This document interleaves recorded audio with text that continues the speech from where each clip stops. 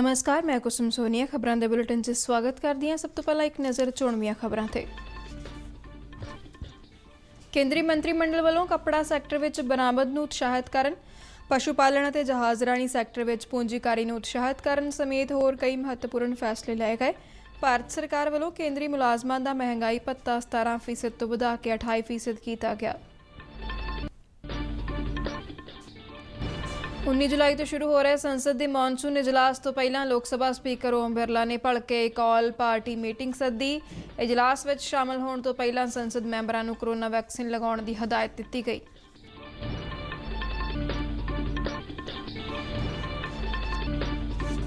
प्रधानमंत्री नरेंद्र मोदी भड़के अपने संसदीय खेत्र वाराणसी का दौरा करनगे। प्रधानमंत्री वालों 1500 करोड़ रुपए तो वध दे ਵੱਖ-ਵੱਖ विकास प्रोजेक्टां का उद्घाटन किया जाएगा जां नींह पत्थर रखे जाएंगे। हाड़ी के मौजूदा मंडीकरण सीजन दौरान केंद्र सरकार वालों हुण तक देश भर चों 433,32,000 टन तो वध कणक की खरीद की गई। खेतीबाड़ी मंत्रालय वालों जारी अंकड़ियां मुताबिक पिछले साल के मुकाबले इस बार 11.81% वध कणक खरीदी गई। भारत में कोरोना मामलों च गिरावट का रुझान जारी। देश में कोरोना तो सेहतयाब होने की दर 97.28% हुई। एक्टिव मामलों की दर 1.39 ते मरण वालों की दर 1.33% रिपोर्ट की गई। पंजाब के मुख मंत्री कैप्टन अमरिंदर सिंह ने खेत कामियां ते बेज़मीने काश्तकारां लई खेती करजा स्कीम तहत 590 करोड़ रुपए की करजा मुआफ़ी का ऐलान किया। 20 अगस्त को सूबा पद्धरी समागम दौरान लाभार्थियों को करजा मुआफ़ी की रकम के चैक जारी किए जाएंगे।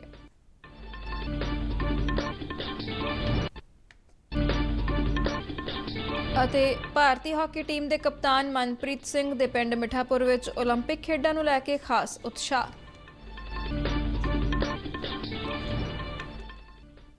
ते हुण खबरां विस्तार नाल। केंद्रीय कैबिनेट ने अज अपनी मीटिंग दौरान कई अहम फैसले लए।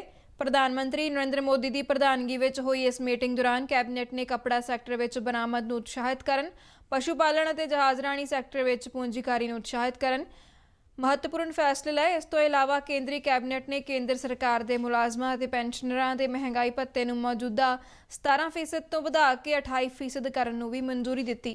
यह फैसला 1 जुलाई तो लागू होवेगा। कैबिनेट मीटिंग मगरों नवी दिल्ली में मीडिया ब्रीफिंग दौरान सूचना और प्रसारण मंत्री अनुराग ठाकुर ने कहा कि केंद्रीय कैबिनेट ने सेहत और दवाइयां के खेत्र में सहयोग करन ते भारत के सेहत ते परिवार भलाई मंत्राला और डेनमार्क के सेहत मंत्राला विचाले समझौता मैमोरेंडम नूं मंजूरी दित्ती। उन्होंने दस्सिया कि कैबिनेट वालों कोकिंग कोल के संबंध में आपसी सहयोग बढ़ाने लई भारत के स्टील मंत्राला और रूसी संघ के ऊर्जा मंत्राला विचाले समझौता मैमोरेंडम नूं भी मंजूरी दी गई। कोकिंग कोल का इस्तेमाल स्टील के निर्माण में किया जाता है। इस समझौते नाल स्टील खेतर नूं इनपुट कीमतां घट करन विच लाभ मिलेगा। केंद्र सरकार के कर्मचारियों को डीए और पेंशनर्स को डियरनेंस रिलीफ इसकी बहाली करने पर निर्णय किया गया है और इसकी दरें भी जो थी उसमें भी अगर आप कुल मिलाकर देखें तो अब डीए की दर जो पहले 17% थी उसमें 11% की और वृद्धि करके कुल मिलाकर 28% इसको किया गया है। 19 जुलाई तो शुरू हो रहे संसद मॉनसून इजलास तो पहला लोक सभा स्पीकर ओम बिरला ने भड़के एक ऑल पार्टी मीटिंग सद्दी है। केंद्रीय संसदीय मामलों बारे मंत्री प्रहलाद जोशी वालों सारिया पार्टियां के आगुआं नूं इस मीटिंग में हिस्सा लैण लई सद्दा दिता गया है। मीटिंग में सत्ताधारी पार्टी विरोधी पार्टियां तो मॉनसून इजलास नूं सुचज्जे ढंग नाल चलाउण लई उन्हां दे सहयोग की मंग करेगा, जबकि विरोधी पार्टियां ਵੱਖ-ਵੱਖ मुद्दों ते सरकार नूं घेरन की तैयारी च जुटियां होईयां ने। अजिहा मन्निया जा रहा है कि संसद के मॉनसून इजलास दौरान सरकार 30 बिल लैके आवेगी। भारतीय जनता पार्टी ने अपने सारे संसद मैंबरां नूं सदन च मौजूद रहण लई कहा है। लोक सभा स्पीकर ओम बिरला ने संसद दीआं तैयारियां का जायजा लैंदिआं यकीनी बनाया कि संसद इजलास दौरान कोरोना प्रोटोकोल की पूरी तरह नाल पालना की जाए। इजलास में शामिल होने तो पहला संसद मैंबरां नूं कोरोना वैक्सीन लगवाउण की हदायत दी गई है। ਪ੍ਰਧਾਨ ਮੰਤਰੀ ਨਰਿੰਦਰ ਮੋਦੀ ਭਲਕੇ ਆਪਣੇ ਸੰਸਦੀ ਖੇਤਰ ਵਾਰਾਣਸੀ ਦਾ ਦੌਰਾ ਕਰਨਗੇ, ਜਿੱਥੇ ਉਹਨਾਂ ਵੱਲੋਂ 1500 ਕਰੋੜ ਰੁਪਏ ਤੋਂ ਵੱਧ ਦੇ ਵੱਖ-ਵੱਖ ਵਿਕਾਸ ਪ੍ਰੋਜੈਕਟਾਂ ਦਾ ਉਦਘਾਟਨ ਕੀਤਾ ਜਾਵੇਗਾ ਜਾਂ ਨੀਂਹ ਪੱਥਰ ਰੱਖੇ ਜਾਣਗੇ। ਵਾਰਾਣਸੀ ਦੌਰੇ ਦੌਰਾਨ ਬਨਾਰਸ ਹਿੰਦੂ ਯੂਨੀਵਰਸਿਟੀ ਵਿੱਚ 100 ਬਿਸਤਰਿਆਂ ਵਾਲੇ ਇੱਕ MCH ਵਿੰਗ, ਗਦੋਰੀਆ ਵਿੱਚ ਇੱਕ ਬਹੁਮੰਜ਼ਲੀ ਪਾਰਕਿੰਗ ਕੰਪਲੈਕਸ, ਗੰਗਾ ਵਿੱਚ ਸੈਲਾਨੀਆਂ ਲਈ ਰੋ-ਰੋ ਕਿਸ਼ਤੀ ਸੇਵਾ ਅਤੇ ਵਾਰਾਣਸੀ ਗਾਜ਼ੀਪੁਰ ਸ਼ਾਹਮਾਰਗ ਤੇ 3 ਸੜਕਾਂ ਵਾਲੇ ਇੱਕ ਫਲਾਈਓਵਰ ਬ੍ਰਿਜ ਦਾ ਉਦਘਾਟਨ ਕਰਨਗੇ। ਪ੍ਰਧਾਨ ਮੰਤਰੀ ਤੇ ਇਸ ਤੋਂ ਇਲਾਵਾ ਤਕਰੀਬਨ 839 ਕਰੋੜ ਰੁਪਏ ਦੀ ਲਾਗਤ ਵਾਲੀਆਂ ਵੱਖੋ-ਵੱਖਰੀਆਂ ਯੋਜਨਾਵਾਂ ਅਤੇ ਹੋਰ ਲੋਕ ਨਿਰਮਾਣ ਕਾਰਜਾਂ ਦਾ ਨੀਂਹ ਪੱਥਰ ਵੀ ਰੱਖਣਗੇ, ਜਿਨ੍ਹਾਂ ਵਿੱਚ ਕੇਂਦਰੀ ਪੈਟਰੋਕੈਮੀਕਲਸ ਇੰਜੀਨੀਅਰਿੰਗ ਅਤੇ ਤਕਨੀਕੀ ਸੰਸਥਾਨ ਯਾਨੀ ਸੀਪੇਟ ਦਾ ਕੌਸ਼ਲ ਵਿਕਾਸ ਤਕਨੀਕੀ ਸਹਿਯੋਗ ਕੇਂਦਰ, ਜਲ ਜੀਵਨ ਮਿਸ਼ਨ ਤਹਿਤ 143 ਪੇਂਡੂ ਪ੍ਰੋਜੈਕਟਾਂ ਸਣੇ ਕਰਖਿਆਇਓ ਵਿੱਚ ਅੰਬ ਅਤੇ ਸਬਜ਼ੀਆਂ ਦਾ ਏਕੀਕ੍ਰਿਤ ਪਾਰਕ ਵੀ ਸ਼ਾਮਲ ਹੈ। ਪ੍ਰਧਾਨ ਮੰਤਰੀ ਮੋਦੀ ਵੱਲੋਂ ਜਾਪਾਨ ਦੇ ਸਹਿਯੋਗ ਨਾਲ ਬਣਾਏ ਗਏ ਰੁਦਰਾਕਸ਼ ਕੇਂਦਰ ਦਾ ਵੀ ਉਦਘਾਟਨ ਕੀਤਾ ਜਾਵੇਗਾ। ਮਗਰੋਂ ਉਹ ਬਨਾਰਸ ਹਿੰਦੂ ਯੂਨੀਵਰਸਿਟੀ 'ਚ ਜੱਚਾ-ਬੱਚਾ ਸਿਹਤ ਵਿੰਗ ਦਾ ਨਿਰੀਖਣ ਵੀ ਕਰਨਗੇ। ਪ੍ਰਧਾਨ ਮੰਤਰੀ ਕੋਵਿਡ ਨਾਲ ਨਜਿੱਠਣ ਦੀਆਂ ਤਿਆਰੀਆਂ ਦੀ ਸਮੀਖਿਆ ਲਈ ਅਧਿਕਾਰੀਆਂ ਤੇ ਡਾਕਟਰੀ ਮਾਹਰਾਂ ਨਾਲ ਵੀ ਚਰਚਾ ਕਰਨਗੇ। ਹਾੜੀ ਦੇ ਮੌਜੂਦਾ ਮੰਡੀਕਰਨ ਸੀਜ਼ਨ ਦੌਰਾਨ ਕੇਂਦਰ ਸਰਕਾਰ ਵੱਲੋਂ ਹੁਣ ਤੱਕ ਵੱਖੋ-ਵੱਖਰੇ ਸੂਬਿਆਂ 'ਚੋਂ 433,32,000 ਟਨ ਤੋਂ ਵੱਧ ਕਣਕ ਦੀ ਖਰੀਦ ਕੀਤੀ ਜਾ ਚੁੱਕੀ ਹੈ। ਖੇਤੀਬਾੜੀ ਮੰਤਰਾਲਾ ਵੱਲੋਂ ਜਾਰੀ ਅੰਕੜਿਆਂ ਮੁਤਾਬਕ ਪਿਛਲੇ ਸਾਲ ਦੇ ਮੁਕਾਬਲੇ ਇਸ ਵਾਰ 11.81% ਵੱਧ ਕਣਕ ਖਰੀਦੀ ਗਈ ਹੈ। ਘੱਟੋ-ਘੱਟ ਸਮਰਥਨ ਮੁੱਲ ਅਨੁਸਾਰ ਖਰੀਦੀ ਗਈ ਕਣਕ ਲਈ 85,581 ਕਰੋੜ ਰੁਪਏ ਦਾ ਭੁਗਤਾਨ ਕੀਤਾ ਗਿਆ ਹੈ, ਜਿਸ ਦਾ ਫਾਇਦਾ 49,16,000 ਤੋਂ ਵੱਧ ਕਿਸਾਨਾਂ ਨੂੰ ਹੋਇਆ ਹੈ। ਸਰਕਾਰ ਦੀਆਂ ਨੋਡਲ ਏਜੰਸੀਆਂ ਵੱਲੋਂ 10,07,000 ਟਨ ਦੇ ਕਰੀਬ ਮੂੰਗ, ਉਰਦ, ਅਰਹਰ, ਚਣੇ, ਮਸੂਰ, ਮੂੰਗਫਲੀ ਦਾਣੇ, ਸੂਰਜਮੁਖੀ ਦੇ ਬੀਜਾਂ, ਸਰੋਂ ਅਤੇ ਸੋਇਆਬੀਨ ਦੀ ਖਰੀਦ ਕੀਤੀ ਗਈ ਹੈ। ਮੰਤਰਾਲਾ ਦੇ ਅੰਕੜਿਆਂ ਮੁਤਾਬਕ ਇਸ ਖਰੀਦ ਨਾਲ ਤਕਰੀਬਨ 6,17,000 ਤੋਂ ਵੱਧ ਕਿਸਾਨਾਂ ਨੂੰ ਲਾਭ ਹੋਇਆ ਹੈ। ਭਾਰਤ ਵਿੱਚ ਪਿਛਲੇ 24 ਘੰਟਿਆਂ ਦੌਰਾਨ 38,792 ਕੋਵਿਡ-19 ਦੇ ਨਵੇਂ ਮਾਮਲਿਆਂ ਦੀ ਪੁਸ਼ਟੀ ਹੋਈ ਹੈ, ਜਿਸ ਨਾਲ ਪੁਸ਼ਟੀ ਹੋਣ ਵਾਲੇ ਮਾਮਲਿਆਂ ਦੀ ਕੁੱਲ ਗਿਣਤੀ 3 ਕਰੋੜ 9 ਲੱਖ ਤੋਂ ਪਾਰ ਹੋ ਗਈ ਹੈ। ਕੇਂਦਰੀ ਸਿਹਤ ਮੰਤਰਾਲਾ ਵੱਲੋਂ ਜਾਰੀ ਅੰਕੜਿਆਂ ਮੁਤਾਬਕ ਇਸ ਮਹਾਮਾਰੀ ਨਾਲ 600 ਹੋਰ ਮੌਤਾਂ ਦਰਜ ਹੋਈਆਂ ਨੇ, ਜਿਸ ਨਾਲ ਮਰਨ ਵਾਲਿਆਂ ਦੀ ਕੁੱਲ ਗਿਣਤੀ 4,11,408 ਹੋ ਗਈ ਹੈ। ਐਕਟਿਵ ਮਾਮਲਿਆਂ 'ਚ 2,832 ਕੇਸਾਂ ਦੀ ਗਿਰਾਵਟ ਦਰਜ ਕੀਤੀ ਗਈ ਹੈ ਤੇ ਇਹਨਾਂ ਦੀ ਗਿਣਤੀ ਹੁਣ 4,29,946 ਰਹਿ ਗਈ ਹੈ, ਜਿਹੜੇ ਕੁੱਲ ਮਾਮਲਿਆਂ ਦਾ 1.39% ਬਣਦੀ ਹੈ। ਪਿਛਲੇ 24 ਘੰਟਿਆਂ ਦੌਰਾਨ 41,000 ਵਿਅਕਤੀਆਂ ਨੇ ਕੋਰੋਨਾ ਲਾਗ ਤੋਂ ਮੁਕਤੀ ਹਾਸਲ ਕੀਤੀ ਹੈ। ਸਿਹਤਯਾਬ ਹੋਣ ਵਾਲਿਆਂ ਦਾ ਅੰਕੜਾ 3 ਕਰੋੜ 1,04,720 ਹੋ ਗਿਆ ਹੈ, ਜਿਹੜਾ ਕੁੱਲ ਮਾਮਲਿਆਂ ਦਾ 97.28% ਬਣਦਾ ਹੈ। ਦੇਸ਼ ਵਿੱਚ ਮੌਤ ਦੀ ਦਰ 1.33% ਰਿਪੋਰਟ ਕੀਤੀ ਜਾ ਰਹੀ ਹੈ। ਪੰਜਾਬ ਦੇ ਮੁੱਖ ਮੰਤਰੀ ਕੈਪਟਨ ਅਮਰਿੰਦਰ ਸਿੰਘ ਨੇ ਖੇਤ ਕਾਮਿਆਂ ਅਤੇ ਬੇਜ਼ਮੀਨੇ ਕਾਸ਼ਤਕਾਰਾਂ ਲਈ ਖੇਤੀ ਕਰਜ਼ਾ ਸਕੀਮ ਤਹਿਤ 590 ਕਰੋੜ ਰੁਪਏ ਦੀ ਕਰਜ਼ਾ ਮੁਆਫੀ ਦਾ ਐਲਾਨ ਕੀਤਾ ਹੈ। ਇੱਕ ਸਰਕਾਰੀ ਬੁਲਾਰੇ ਨੇ ਦੱਸਿਆ ਕਿ 20 ਅਗਸਤ ਨੂੰ ਸੂਬਾ ਪੱਧਰੀ ਸਮਾਗਮ ਦੌਰਾਨ ਲਾਭਪਾਤਰੀਆਂ ਨੂੰ ਕਰਜ਼ਾ ਮੁਆਫੀ ਦੀ ਰਕਮ ਦੇ ਚੈੱਕ ਜਾਰੀ ਕੀਤੇ ਜਾਣਗੇ। ਉਹਨਾਂ ਦੱਸਿਆ ਕਿ ਮੁੱਖ ਮੰਤਰੀ ਵੱਲੋਂ ਪ੍ਰਾਇਮਰੀ ਸਹਿਕਾਰੀ ਸਭਾਵਾਂ ਦੇ 2,85,325 ਮੈਂਬਰਾਂ ਦਾ 590 ਕਰੋੜ ਰੁਪਏ ਦਾ ਕਰਜ਼ਾ ਮੁਆਫ ਕੀਤਾ ਜਾ ਰਿਹਾ ਹੈ, ਜਿਸ ਨਾਲ ਹਰ ਮੈਂਬਰ ਨੂੰ 20,000 ਦੀ ਰਾਹਤ ਮੁਹੱਈਆ ਹੋਵੇਗੀ। ਮੁੱਖ ਮੰਤਰੀ ਨੇ ਵਿੱਤ ਅਤੇ ਸਹਿਕਾਰਤਾ ਵਿਭਾਗਾਂ ਨੂੰ ਇਸ ਫੈਸਲੇ ਨੂੰ ਜ਼ਮੀਨੀ ਪੱਧਰ ਤੇ ਕਾਰਗਰ ਢੰਗ ਨਾਲ ਅਮਲ ਵਿੱਚ ਲਿਆਉਣ ਲਈ ਪ੍ਰਕਿਰਿਆ ਨੂੰ ਅਮਲੀ ਜਾਮਾ ਪਹਿਨਾਉਣ ਦੇ ਹੁਕਮ ਦਿੱਤੇ ਨੇ। ਪੰਜਾਬ ਸਰਕਾਰ ਨੇ ਪੰਜਾਬ ਖੇਤੀਬਾੜੀ ਸਹਿਕਾਰੀ ਸਭਾਵਾਂ 2019 ਤਹਿਤ ਖੇਤ ਕਾਮਿਆਂ ਅਤੇ ਬੇਜ਼ਮੀਨੇ ਕਾਸ਼ਤਕਾਰ ਮੈਂਬਰਾਂ ਲਈ ਕਰਜ਼ਾ ਰਾਹਤ ਸਕੀਮ ਉਲੀਕੀ ਸੀ, ਜਿਸ ਦੇ ਘੇਰੇ ਹੇਠ ਸੂਬੇ ਵਿੱਚ ਪੰਜਾਬ ਖੇਤੀਬਾੜੀ ਸਹਿਕਾਰੀ ਸਭਾਵਾਂ ਰਾਹੀਂ ਜ਼ਿਲ੍ਹਾ ਕੇਂਦਰੀ ਸਹਿਕਾਰੀ ਬੈਂਕਾਂ ਵੱਲੋਂ ਸਹਿਕਾਰੀ ਸਭਾਵਾਂ ਦੇ ਮੈਂਬਰਾਂ ਨੂੰ ਦਿੱਤੇ ਗੈਰ ਵਾਹੀਯੋਗ ਕਰਜ਼ੇ ਸ਼ਾਮਲ ਹੋਣਗੇ। ਕੈਪਟਨ ਅਮਰਿੰਦਰ ਸਿੰਘ ਵੱਲੋਂ ਇਹ ਐਲਾਨ ਕਰਜ਼ਾ ਰਾਹਤ ਸਕੀਮ ਹੇਠ ਕਿਸਾਨਾਂ ਦੇ ਕਰਜ਼ਿਆਂ ਉੱਤੇ ਲੀਕ ਫੇਰਨ ਤੋਂ ਬਾਅਦ ਕੀਤਾ ਗਿਆ ਹੈ। ਪੰਜਾਬ ਕਾਂਗਰਸ ਵੱਲੋਂ 2017 ਵਿੱਚ ਕਰਜ਼ਾ ਮੁਆਫੀ ਦਾ ਚੋਣ ਵਾਅਦਾ ਕੀਤਾ ਗਿਆ ਸੀ, ਜਿਸ ਤਹਿਤ ਇਸ ਸਕੀਮ ਹੇਠ ਹੁਣ ਤੱਕ 5,64,000 ਕਿਸਾਨਾਂ ਦਾ 4,624 ਕਰੋੜ ਰੁਪਏ ਦਾ ਕਰਜ਼ਾ ਮੁਆਫ ਕੀਤਾ ਜਾ ਚੁੱਕਾ ਹੈ।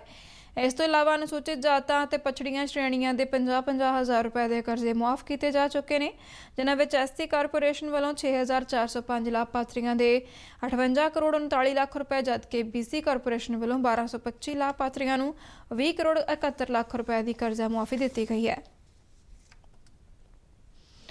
Nuclear power corporation of India ਨੇ ਪੁਸ਼ਪਾ ਗੁਜਰਾਲ ਸਾਇੰਸ ਸਿਟੀ ਕਪੂਰਥਲਾ ਵਿਖੇ ਨਿਊਕਲੀਅਰ ਐਨਰਜੀ ਗੈਲਰੀ ਨੂੰ ਅਪਗ੍ਰੇਡ ਕੀਤਾ ਹੈ, ਤਾਂ ਜੋ ਲੋਕਾਂ ਵਿੱਚ ਨਿਊਕਲੀਅਰ ਊਰਜਾ ਬਾਰੇ ਜਾਗਰੂਕਤਾ ਵਧਾਈ ਜਾ ਸਕੇ। ਨਿਊਕਲੀਅਰ ਗੈਲਰੀ ਦਾ ਉਦਘਾਟਨ ਸਾਇੰਸ ਸਿਟੀ ਦੇ director general doctor Neelima Jairath ਨੇ ਕੀਤਾ।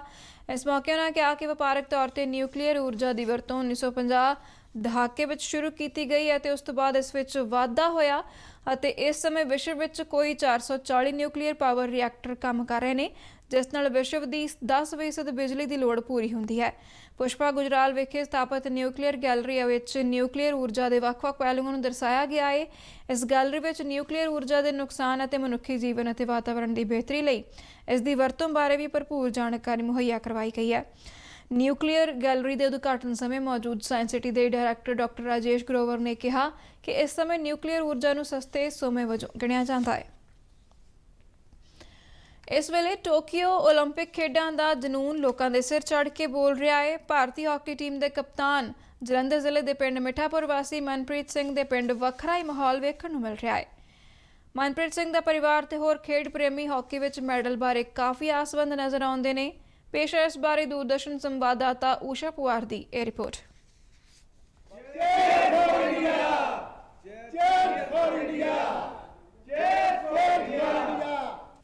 ਟੋਕੀਓ ਓਲੰਪਿਕਸ ਖੇਡਾਂ ਸ਼ੁਰੂ ਹੋਣ ਵਿੱਚ ਕੁਝ ਹੀ ਸਮਾਂ ਬਚਿਆ ਹੈ ਅਤੇ ਇਸ ਸਮੇਂ ਹਾਕੀ ਦੀ ਨਰਸਰੀ ਅਖਵਾਈ ਜਾਂਦੇ ਜਲੰਧਰ ਜ਼ਿਲ੍ਹੇ ਦੇ ਪਿੰਡ ਮਿੱਠਾਪੁਰ ਦਾ ਕੁਝ ਅਜਿਹਾ ਹੀ ਮਾਹੌਲ ਹੈ। ਮਿੱਠਾਪੁਰ ਨੇ ਭਾਰਤੀ ਹਾਕੀ ਨੂੰ ਕਈ ਖਿਡਾਰੀ ਦਿੱਤੇ। ਭਾਰਤੀ ਹਾਕੀ ਟੀਮ ਦੇ ਕਪਤਾਨ ਮਨਪ੍ਰੀਤ ਸਿੰਘ ਦੇ ਪਿੰਡ ਮਿੱਠਾਪੁਰ ਵਿੱਚ ਓਲੰਪਿਕਸ ਨੂੰ ਲੈ ਕੇ ਵੱਖਰਾ ਹੀ ਜੋਸ਼ ਵੇਖਣ ਨੂੰ ਮਿਲ ਰਿਹਾ ਹੈ। ਇਸ ਵਾਰ ਹਾਕੀ ਓਲੰਪਿਕਸ ਲਈ ਜਾ ਰਹੀ 19 ਮੈਂਬਰੀ ਭਾਰਤੀ ਟੀਮ ਵਿੱਚ 11 ਖਿਡਾਰੀ ਪੰਜਾਬ ਨਾਲ ਸੰਬੰਧ ਰੱਖਦੇ ਨੇ ਅਤੇ ਇਹਨਾਂ ਵਿੱਚੋਂ 3 ਖਿਡਾਰੀ ਮਿੱਠਾਪੁਰ ਦੇ ਨੇ। ਇੱਥੋਂ ਦੇ ਨਿਵਾਸੀਆਂ ਲਈ ਹਾਕੀ ਇੱਕ ਜਨੂਨ ਹੈ। ਬੀਤੇ ਦਿਨ ਪ੍ਰਧਾਨ ਮੰਤਰੀ ਨਰਿੰਦਰ ਮੋਦੀ ਵੱਲੋਂ ਓਲੰਪਿਕਸ ਖੇਡਾਂ ਲਈ ਜਾ ਰਹੇ ਭਾਰਤੀ ਖਿਡਾਰੀਆਂ ਦੀ ਹੌਸਲਾ ਅਫਜ਼ਾਈ ਲਈ ਵਰਚੁਅਲ ਗੱਲਬਾਤ ਨੇ ਖਿਡਾਰੀਆਂ ਅਤੇ ਉਹਨਾਂ ਦੇ ਪਰਿਵਾਰਾਂ ਦੇ ਜੋਸ਼ ਨੂੰ 7ਵੇਂ ਅਸਮਾਨ ਤੇ ਪਹੁੰਚਾ ਦਿੱਤਾ। ਮਿੱਠਾਪੁਰ ਤੋਂ ਪ੍ਰਧਾਨ ਮੰਤਰੀ ਨਰਿੰਦਰ ਮੋਦੀ ਨਾਲ ਜੁੜੇ ਮਨਪ੍ਰੀਤ ਸਿੰਘ ਦੀ ਮਾਤਾ ਮਨਜੀਤ ਕੌਰ ਦਾ ਕਹਿਣਾ ਹੈ ਕਿ ਇੱਕ ਪ੍ਰਧਾਨ ਮੰਤਰੀ ਵੱਲੋਂ ਖਿਡਾਰੀਆਂ ਅਤੇ ਉਹਨਾਂ ਦੇ ਪਰਿਵਾਰਾਂ ਨਾਲ ਗੱਲਬਾਤ ਕਰਨ ਨਾਲ ਖਿਡਾਰੀਆਂ ਦਾ ਹੌਸਲਾ ਹੋਰ ਵਧਿਆ ਹੈ। बहुत बढ़िया लगा कि प्रधानमंत्री साहब ना हमारी गलबात हुई है। हमें बहुत खुशी हुई कि सारे बच्चे इंडिया की टीम दे विच ओलंपियन खेडन चले आ ते साडी यही उन्हां नूं गॉड ब्लैस सब भी जित के आउण गोल्ड मैडल लैके आउण ते साडे पिंड दा और इंडिया दा नाम चमकाउण। ਇਸੇ ਤਰ੍ਹਾਂ ਮਨਪ੍ਰੀਤ ਸਿੰਘ ਦੇ ਰਿਸ਼ਤੇਦਾਰ ਦਵਿੰਦਰ ਸਿੰਘ ਵੀ ਭਾਰਤੀ ਹਾਕੀ ਟੀਮ ਦੇ ਉਤਸ਼ਾਹ ਅਤੇ ਮਿਹਨਤ ਤੋਂ ਕਾਫੀ ਖੁਸ਼ ਨੇ ਅਤੇ ਉਹਨਾਂ ਨੂੰ ਲੱਗਦਾ ਹੈ ਕਿ ਇਸ ਵਾਰ ਭਾਰਤੀ ਹਾਕੀ ਟੀਮ ओलंपिक्स ਖੇਡਾਂ ਵਿੱਚ ਮੈਡਲ ਜ਼ਰੂਰ ਜਿੱਤੇਗੀ।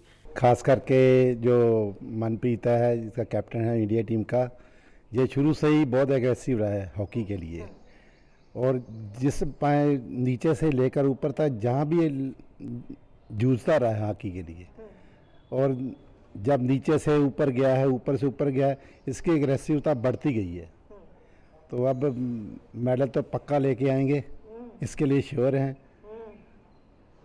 बाकी दुआएं हमारी साथ हैं, पूरी टीम के साथ हैं, बस टीम जोर लगा खेले।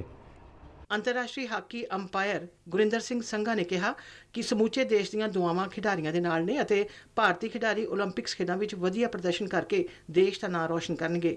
ਉਹਨਾਂ ਇਸ ਗੱਲ ਦੀ ਖੁਸ਼ੀ ਜ਼ਾਹਰ ਕੀਤੀ ਕਿ 25 ਸਾਲ ਪਹਿਲਾਂ ਇਸੇ ਹੀ ਪਿੰਡ ਦੇ ਭਾਰਤੀ ਹਾਕੀ ਟੀਮ ਦੇ ਕਪਤਾਨ ਪ੍ਰਗਟ ਸਿੰਘ ਨੇ 올림픽ਸ ਖੇਡਾਂ ਵਿੱਚ ਝੰਡਾ ਬਰਦਾਰ ਦੀ ਭੂਮਿਕਾ ਨਿਭਾਈ ਸੀ ਅਤੇ ਹੁਣ ਮਨਪ੍ਰੀਤ ਸਿੰਘ ਭਾਰਤੀ ਦਲ ਦੇ ਝੰਡਾ ਬਰਦਾਰ ਹੋਣਗੇ। मुझे बहुत खुशी होती है सबसे पहले तो कि हमारे 3 लड़के मनप्रीत, वरुण और मनदीप 3 खिलाड़ी हमारे मिठापुर के भारतीय टीम की नुमाइंदगी कर रहे हैं ओलंपिक्स में। और उससे बड़ी खुशी ये है कि कप्तानी भारतीय टीम की मिठापुर के पास है और भारत के फ्लैग बीरर जो ओपनिंग सेरेमनी है मैरी कॉम के साथ मनप्रीत हैं। और ये 25 साल बाद दोबारा ये चीज़ मिठापुर में आई है क्योंकि 1996 की एटलांटा ओलंपिक्स में सरदार प्रगट सिंह जी ने ये फ्लैग बीरर थे और कप्तान थे और अब मनप्रीत की अगुवाई में टीम जा रही है। और हम ये कामना करते हैं कि जैसे टीम पिछले 2-3 साल से परफॉर्म कर रही है तो हमें पूरी आश्वासन है और पूरी आशा है कि टीम जो 1980 के बाद इंडिया का मेडल नहीं आया था वो इस बार मेडल लेके ही वापस आएंगे। ਕੈਮਰਾਮੈਨ ਰੂਪਲਾਲ ਦੇ ਨਾਲ ਊਸ਼ਾ ਪਵਾਰ, ਦੂਰਦਰਸ਼ਨ ਸਮਾਚਾਰ, ਮਿੱਠਾਪੁਰ, ਜਲੰਧਰ। ਅੰਮ੍ਰਿਤਸਰ ਦੀ ਹਾਕੀ ਖਿਡਾਰਨ ਗੁਰਜੀਤ ਕੌਰ ਦੀ ਚੋਣ ਟੋਕੀਓ ਓਲੰਪਿਕ ਖੇਡਾਂ ਵਿੱਚ ਹਿੱਸਾ ਲੈਣ ਵਾਲੀ ਭਾਰਤ ਦੀ ਮਹਿਲਾ ਹਾਕੀ ਟੀਮ ਵਿੱਚ ਹੋਈ ਹੈ। ਗੁਰਜੀਤ ਦੇ ਪਰਿਵਾਰਕ ਮੈਂਬਰਾਂ ਵਿੱਚ ਖੁਸ਼ੀ ਦਾ ਮਾਹੌਲ ਹੈ। ਪਿੰਡ ਮਿਆਦੀਆ ਕਲਾਂ ਦੇ ਲੋਕ ਗੁਰਜੀਤ ਦੇ ਪਰਿਵਾਰਕ ਮੈਂਬਰਾਂ ਨੂੰ ਇਸ ਵੱਡੀ ਉਪਲਬਧੀ ਲਈ ਸ਼ੁਭਕਾਮਨਾਵਾਂ ਦੇ ਰਹੇ ਨੇ। ਉੱਥੇ ਗੁਰਜੀਤ ਦੇ ਪਿਤਾ ਸਤਨਾਮ ਸਿੰਘ, ਮਾਤਾ ਹਰਜਿੰਦਰ ਕੌਰ, ਚਾਚਾ ਬਲਜਿੰਦਰ ਸਿੰਘ ਅਤੇ ਹੋਰ ਸ਼ੁਭਚਿੰਤਕ ਅਰਦਾਸ ਕਰ ਰਹੇ ਨੇ ਕਿ ਉਹਨਾਂ ਦੀ ਧੀ ਓਲੰਪਿਕ ਖੇਡਾਂ ਦੌਰਾਨ ਆਪਣੀ ਸਭ ਤੋਂ ਵਧੀਆ ਖੇਡ ਦਾ ਪ੍ਰਦਰਸ਼ਨ ਕਰੇ ਤੇ ਟੀਮ ਸੋਨ ਤਮਗਾ ਜਿੱਤਣ 'ਚ ਕਾਮਯਾਬ ਰਹੇ।